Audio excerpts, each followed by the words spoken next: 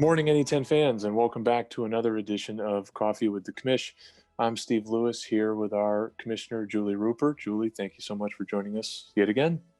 Good to be back, Steve. We'll hop right in. Our first question. We're starting to see some leagues release their plans for what they hope to be able to do in the springtime. Where does the NE10 currently stand on schedules, and when might people expect to hear some sort of a plan from the league office?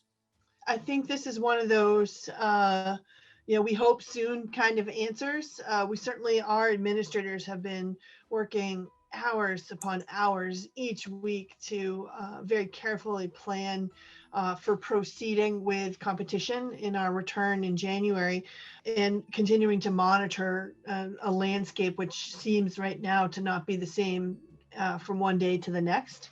I think we have in place some plans for each of our sports, starting with the ones that are due to kick off the earliest, which would likely be men's and women's basketball and men's ice hockey. And we do have some upcoming important governance meetings in the conference over the next week or so. And I think we will get through those, discuss with our leadership, including our presidents, exactly how they want to release information. And while I can't give you a firm date, I can just say that we continue to move forward, and it shouldn't be seen as anything other than us just being cautious.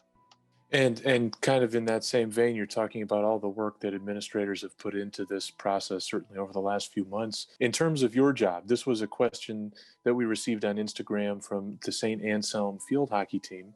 What has been the toughest part about your job as commissioner over these past 7 or 8 months? Obviously uncharted, no matter how much experience you have in college athletics. What has been the most challenging part for you, and how have you managed it? Wow, it's a great question. I would say that the most challenging aspect of being in this seat over the last 8 months has been just feeling like you needed to not only want to provide, but need to provide answers for so many different groups of colleagues and constituent groups, really, coaches, student athletes, administrators. And so you find yourself being all things to all people. And it has been a challenge. I feel like it's been a difficult one, but one I've tackled. You really have to take it day by day. And I also think that it's been a challenge to make yourself well-versed in the material that you have to understand.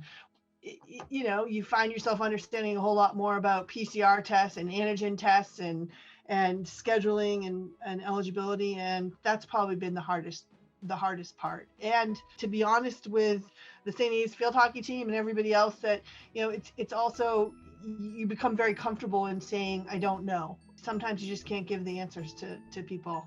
And that's frustrating, obviously. Thank you for that response. And I think the last one we have is from Emma Ruppert, who you're familiar with. Her question is, who is your favorite child? Yes, and as I would tell her, as I would tell who's my favorite institution, who's my favorite coach, who's my favorite staff member. I love all of my children the same, right? Yeah, I don't play favorites. I think after 30 years in this business, that anybody that knows me that to be neutral in all things. And with twins, how can you get more neutral than that with saying that she's my favorite daughter and I have a favorite son? How's that? That'll have to suffice. Well, Julie, thank you so much for your time and for providing your insight once again.